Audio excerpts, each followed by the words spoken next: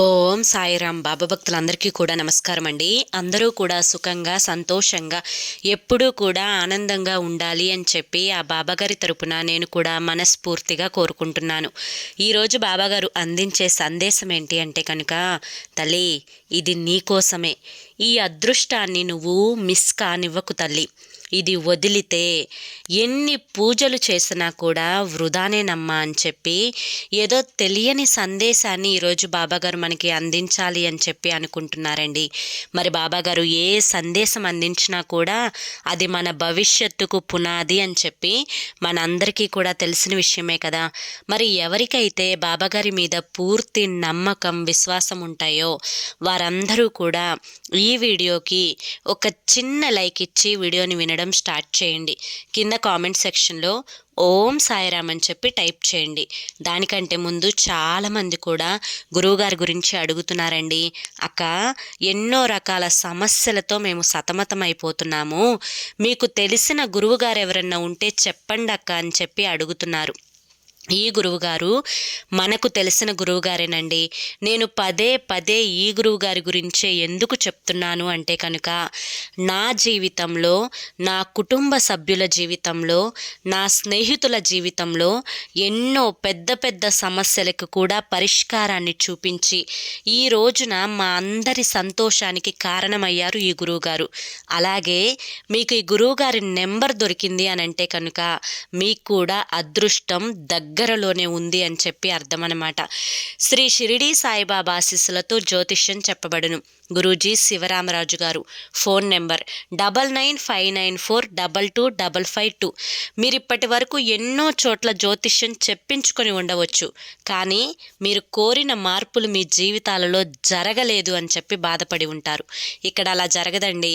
మీ సమస్యలు ఏవైతే ఉన్నాయో, ప్రేమ, పెళ్ళి, ఉద్యోగం, రాజకీయం, సంతానం లేక ఇబ్బంది పడుతున్నా, భార్యాభర్తల మధ్య గొడవలున్నా, అప్పుల సమస్యలున్నా, శత్రువుల సమస్యలున్నా, అనుకున్న పనులు జరగాలి అనుకున్న కార్యాలు లేట్ అవుతున్నా, ఇలా మీరు ఎటువంటి సమస్యలతో బాధపడుతున్నారో ఆ సమస్యలేంటో మీరు గురువుగారికి వివరించి చెప్పినట్లయితే వాటికి తగిన పూజలు చేసి మీకు రోజులలోనే గురువుగారు పరిష్కారాన్ని చూపిస్తారు.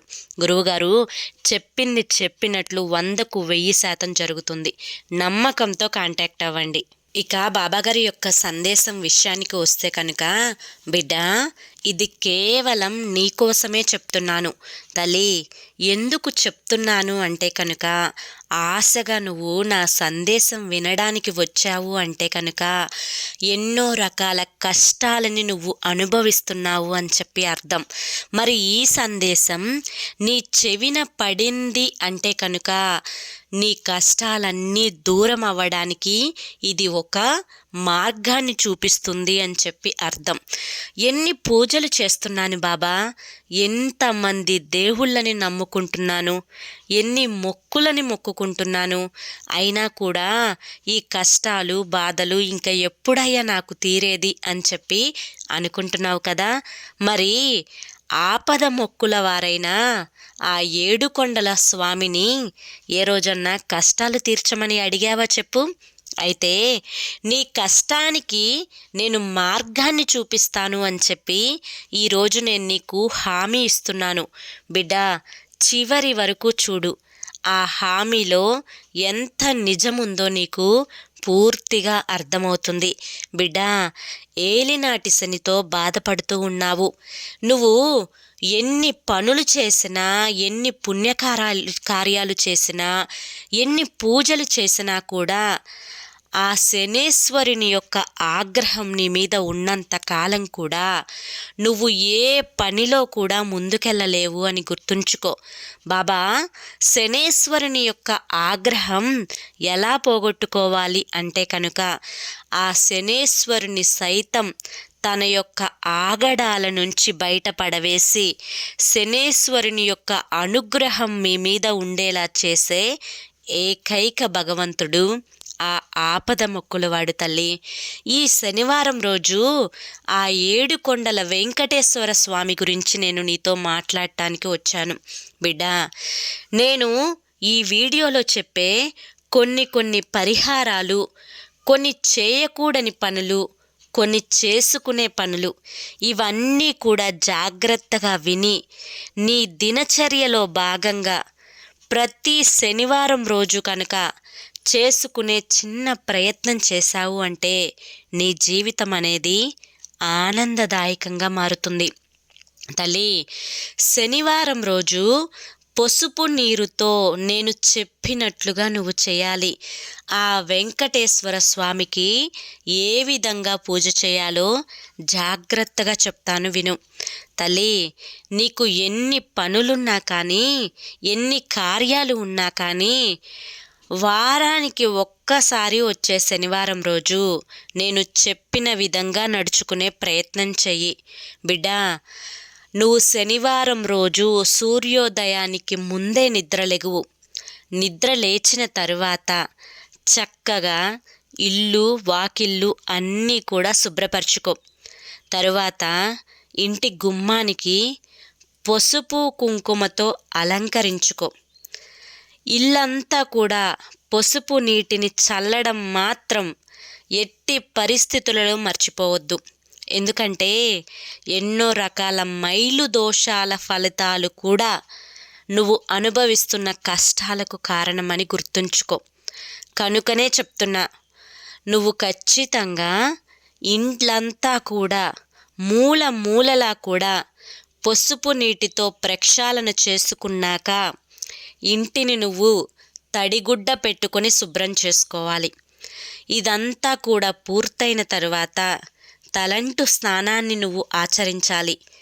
ఆ విధంగా స్నానం చేసేటప్పుడు ఆ నీటిలో నువ్వు కర్పూరాన్ని వేసుకోవడం కానీ, కర్పూరం నూనె 2 చుక్కలు వేసుకొని స్నానం చేయడం కానీ చేయాలి. నీ యొక్క పూజా మందిరంలో ప్రతి అమావాస్యకు ముందు లేదా అమావాస్య వెళ్ళిన తరువాత మర్చిపోకుండా పసుపు నీటిని చల్లాలి. ప్రతి అమావాస్య వెళ్ళిన తరువాత ఆ యొక్క దేవుని ఫోటోలు ఏవైతే నీ యొక్క దేవుని మందిరంలో ఉన్నాయో ఆ ఫోటోలన్నింటినీ కూడా నీటితో నువ్వు చక్కగా శుభ్రపరచుకొని గంధము కుంకుమలతో అలంకరించుకోవాలి. స్వామివారికి నువ్వు పూజ చేసేటప్పుడు, అంటే వెంకటేశ్వర స్వామికి నువ్వు పూజ చేసేటప్పుడు ఎన్ని పూలతో నేను అలంకరించుకున్నాను, ఎంత డబ్బుని ఖర్చు పెడుతున్నాను అని ఆలోచించకూడదు. ఎందుకంటే ఏ భగవంతుడు కూడా ఏ డబ్బుని అడగరు. నాకు రకరకాల రంగుల పూలతో పూజ చెయ్యమని చెప్పి భక్తులను ఇబ్బంది పెట్టరు. ఉన్నంతలో చిటికెడు పంచదార పెట్టినా కూడా సంతోషంగా మురిసిపోతారు ఏ భగవంతుడైనా కానీ. అదేవిధంగా అంతటి మురిపాన్ని అందించే తులసి దళాన్ని పెట్టడం మాత్రం మర్చిపోవద్దు శనివారం రోజు. అర్థమైంది కదా తల్లి? తల్లి, తులసి దళాలని 5 కానీ 9 కానీ పెట్టి స్వామివారికి పూజని పిండి దీపం పెట్టుకొని దీపం వెలిగించడం మాత్రం మర్చిపోకు తల్లి. ప్రతి శనివారం రోజు ఈ చిన్న పనిని చేసుకో. అదేవిధంగా శనివారం రోజు నువ్వు ఏదైతే నీ కష్టం నిన్ను పట్టి పీడిస్తుందో ఆ కష్టాన్ని తీర్చమని స్వామివారిని అడుగు. ఆ కష్టం తీరుతుంది. బరువు, భారం, బాధ్యత అన్నీ నీ మీదే వేస్తున్నానయ్యా, నువ్వున్నావని నమ్ముతున్నాను, నా కష్టాన్ని తీర్చి ఈ ఆపద నుంచి నన్ను గట్టెక్కించయ్యా స్వామి అని చెప్పి స్వామివారిని ప్రాధేయపడి అడుగు. నీ యొక్క పూజా కార్యక్రమం అంతా ముగించుకున్న తర్వాత నైవేద్యంగా పూజా కార్యక్రమం ముగించే ముందు, పూజని ఆరంభించే ముందే నైవేద్యంగా నీ దగ్గర ఫలాలు, నువ్వు చేసుకున్న ప్రసాదాలు ఏవైనా కూడా పెట్టుకోవచ్చు. నువ్వు ఏమీ చెయ్యలేని పక్షంలో చిన్న బెల్లం ముక్కను పెట్టినా కూడా స్వామివారు సంతోషంగా స్వీకరిస్తారు. పూజా కార్యక్రమం అంతా కూడా పూర్తయిన తరువాత పచ్చకర్పూరంతో స్వామివారికి హారతిని ఇవ్వడం మాత్రం మరువద్దు తల్లి. ఒకవేళ నీ దగ్గర పచ్చకర్పూరం కనుక లేకపోతే మామూలు కర్పూరంతోనైనా కానీ స్వామివారికి ఖచ్చితంగా హారతిని ఇచ్చే ప్రయత్నం చెయ్యి. బిడ్డా, ఇంటి గుమ్మానికి తులసి కోటను పెట్టడం కూడా మర్చిపోవద్దు. ఎటువంటి ఆనవాయితీలు, ఎటువంటి ఆచారాలు లేకపోయినా కూడా నీ యొక్క గుమ్మం ముందు తులసమ్మ కూర్చోవడం అత్యంత ముఖ్యం. ఎందుకంటే నీ ఇంట్లోకి జొరబడే చెడు గ్రహాల దృష్టిని, నరదృష్టిని, నరఘోషను సైతం ఒక తులసమ్మ మాత్రమే అడ్డగించి ఆపగలదు. కనుక తులసమ్మను పెట్టడం మాత్రం మర్చిపోకు తల్లి. తులసి కోట ముందు కూడా దీపాన్ని పెట్టడం అలవాటుగా మార్చుకో. బిడ్డ, పని మీద నువ్వు బయటికి వెళ్ళేటప్పుడు ఆ శ్రీ వెంకటేశ్వర స్వామి నామాన్ని తలుచుకుంటూ ఆ పని పూర్తవ్వాలి అని చెప్పి పసుపు వస్త్రాలు వేసుకొని వెళ్ళడం అలవాటు చేసుకో. ఎందుకంటే ఆ పని ఖచ్చితంగా 100కి 100% పూర్తయి తీరుతుంది అని గుర్తుంచుకో. ఎట్టి పరిస్థితులలోనూ శనివారం పూట నువ్వు చేయకూడనివి, కొనకూడనివి చెప్తాను, జాగ్రత్తగా విను. నల్లటి వస్త్రాలను, నల్లటి దారాలను, ఆవాలను, నూనెను, నల్లటి మినుములను శనివారం పూట కొనొద్దమ్మా. అంతేకాకుండా నలుపు రంగులో ఉన్నవి ఏవి కూడా, ఇనుము, ఇక మరి ఇతర వస్తువులైనా కానీ నలుపు రంగులో ఉన్నవి శనివారం పూట ఇంటికి తీసుకోకుండా, ఇంటికి తేకుండా, నీ దగ్గర ధనాన్ని ఖర్చు పెట్టి వాటిని కొనుగోలు చేయకుండా ఉండడం అలవాటు చేసుకో. వీలైతే శనివారం పూట దానం చేయడం నేర్చుకో. అదేవిధంగా శనేశ్వరునికి 3 వారాలు తైలాభిషేకం చేసే ప్రయత్నం కనుక చేయగలిగితే ఏలినాటి శని యొక్క ప్రభావం అనేది తగ్గుతుంది. ఆ శనేశ్వరుని యొక్క అనుగ్రహం నీకు కలుగుతుంది. అంతేకాకుండా శనివారం రోజు చలికి సంబంధించినవి అంటే నల్లటి దుప్పటి కానీ, నల్లటి రగ్గు కానీ, ఇటువంటివి పేదవాళ్ళకు పంచే ప్రయత్నం చెయ్యి, దానం చెయ్యి. కాకికి కొంచెం అన్నం పెట్టు. ముఖ్యంగా శనివారం రోజు ఇప్పుడు నేను చెప్పే ఈ పరిహారాన్ని చేసుకునే ప్రయత్నం చేయి తల్లి. ఈ పరిహారం నీ యొక్క కష్టాలను, నీ యొక్క బాధలను, నీ యొక్క సమస్యలను అన్నింటినీ దూరం చేసి నీ ఇంటికి అదృష్టం అనేది అడుగు పెట్టేలా చేస్తుంది. అదేంటి అంటే కనుక ఒక గాజు గ్లాసుని తీసుకో. ఆ గాజు గ్లాసులో నీటిని పోయి ఆ నీటిలో చిటికెడు పసుపుని కలుపుకో. కలుపుకున్న తర్వాత ఆ గ్లాసును పట్టుకొని రాత్రి సమయంలో మీ ఇంట్లో ఎన్ని గదులైతే ఉన్నాయో అన్ని గదులలో మూలకి చూపించుకుంటూ ఆ యొక్క గ్లాసును తీసుకొని వెళ్ళి రాత్రి సమయంలో నీ ఇంట్లో ఏదో ఒక గదిలో ఏదో ఒక మూల పెట్టుకో. ఈ విధంగా రాత్రంతా దాని మీద ఎటువంటి ప్లేటు పెట్టకుండా అలాగే వదిలేసాయి.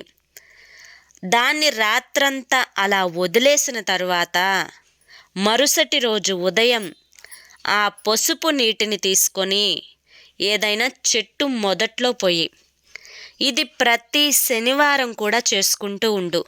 దీనివల్ల నీకు కలిగే ఫలితం ఏంటి అంటే కనుక నీ ఇంట్లో ఏర్పడిన నెగిటివ్ ఎనర్జీ అంతా కూడా దూరమైపోతుంది.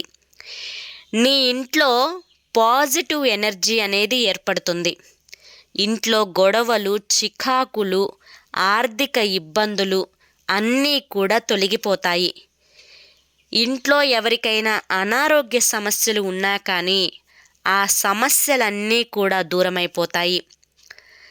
ఇంట్లో ఏదన్నా కార్యాలు జరగక అయ్యో మా ఇంట్లో ఇది జరగడం లేదే అని చెప్పి బాధపడుతూ ఉంటారు కదా, అలా బాధపడే కార్యాలను సైతం జరిపించి ఇంట్లో వారందరూ కూడా సంతోషంగా ఉండడానికి ఈ పరిహారం అనేది చాలా అద్భుతంగా ఉపయోగపడుతుంది. బిడ్డా, విన్నావు కదా, ఇవి అన్నీ కూడా నువ్వు వారానికి ఒక్క రోజైన శనివారం రోజు కనుక చేసుకోగలిగితే నీ జాతకంలో ఎటువంటి దోషాలు ఉన్నా కానీ, నీ యొక్క జీవితంలో ఎటువంటి కష్టాలు ఉన్నా కానీ అన్నింటికి నువ్వు దూరమయ్యి నీ జీవితంలో నెగిటివ్ అంతా పూర్తిగా వెళ్ళిపోయి ఆ యొక్క కలియుగ దేవుడు శ్రీ వెంకటేశ్వర స్వామి యొక్క ఆశీర్వాదాలు నువ్వు పొంది జీవితంలో ఎటువంటి కష్టాలు నీ దరి చేరకుండా నీ జీవితం అంతా కూడా ఆయు ఆరోగ్యాలతో అష్టైశ్వర్యాలతో ఆనందాల లోగిలిలో సంతోషంగా నువ్వు జీవిస్తావు. బిడ్డా, ప్రతి సమస్యకు కూడా పరిష్కారం అనేది ఉంటుంది. ఏ కష్టానికైనా కానీ పరిహారం అనేది ఉంటుంది. అలాగే నీ యొక్క కష్టానికి పరిహారం ఇదే తల్లి. ఎందుకంటే శ్రీ వెంకటేశ్వర స్వామి యొక్క నామం తలుచుకుంటే చాలు ఎన్నో ఆపదల నుంచి బయటపడవచ్చు. అదే నువ్వు శనివారం పిండి దీపాన్ని వెలిగించుకోవడం వల్ల నీ జీవితంలో జరిగే అద్భుతమైన మార్పులను చూసి నిజంగా నువ్వు సంతోషపడతావమ్మా. నిత్య దీపారాధన చేసుకోవడం కూడా నీ యొక్క మనసు ప్రశాంతంగా ఉండడానికి అద్భుతంగా ఉపయోగపడుతుంది అని చెప్పి గుర్తుంచుకో. బిడ్డా, నేను చెప్పింది చెప్పినట్లు చేసుకుంటే నీ ఇల్లంతా కూడా ఆనందంగా నిండిపోతుంది. నీకు కావాల్సింది కూడా అదే కదా తల్లి. ఇన్ని రోజులు బాబా కష్టాలు ఎక్కువైపోతున్నాయి, సమస్యలు ఎక్కువైపోతున్నాయి, పరిష్కారాన్ని చూపించండి బాబా అని చెప్పి అడిగావు కదా తల్లి. అయితే ఈ రోజున నా బిడ్డ బాధని తీర్చడానికే ఈ యొక్క సమస్య పరిష్కారంతో నీ ముందుకు వచ్చాను. ఇది ఒక్కటి చేసుకొని చూడు తల్లి, జీవితంలో జరిగే అద్భుతమైన మార్పులకు, కొత్త కొత్త సంతోషాలకు నువ్వు ఆహ్వానం పలుకుతావు. అంతా నీకు అనుకూలంగానే జరుగుతుంది, అంతా కూడా శుభం జరుగుతుందమ్మా అని చెప్పి ఈరోజు బాబాగారు మనకి చాలా చక్కటి సందేశాన్ని అందించారండి. ఈ సందేశంలో ఎంతో గొప్ప ఆంతర్యం ఉంది. మన జీవితాలలో సంతోషాలను నింపుకోవడానికి బాబాగారు మన కోసం పడే తపన కూడా కనిపిస్తుంది. మరి ఈ యొక్క పరిహారం, ఈ యొక్క సందేశం మీ అందరికీ కూడా నచ్చింది అనిపిస్తే ఈ వీడియోకి ఒక చిన్న లైక్ ఇచ్చి మీ ఫ్యామిలీలో ఉండే మరికొంతమంది బాబా భక్తులకు ఈ వీడియోని షేర్ చేయడం మాత్రం మర్చిపోకండి. కింద కామెంట్ సెక్షన్లో ఓం సాయిరామ్ అని చెప్పి టైప్ చేయడం కూడా మర్చిపోవద్దు. మొదటిసారి కనుక మన సాయి పిలుపు ఛానల్లోకి వచ్చినట్లయితే కింద బ్లాక్ కలర్లో సబ్స్క్రైబ్ అనే బటన్ ఉంటుంది, దాన్ని ప్రెస్ చేసి పక్కనే ఆల్ సింబల్ ఉన్న బెల్ని యాక్టివ్ చేసుకుంటే ప్రతిరోజు బాబాగారి సందేశాలు అనేవి మీకు నోటిఫికేషన్ రూపంలో వస్తాయి. మరి రేపు మరొక మంచి సందేశంతో తప్పకుండా కలుసుకుందాం. అంతవరకు కూడా బాబా ఆశీస్సులు మీపై ఉండాలి అని చెప్పి మనస్ఫూర్తిగా కోరుకుంటూ సర్వేజన సుఖినో భవంతు. ఓం సాయిరామ్.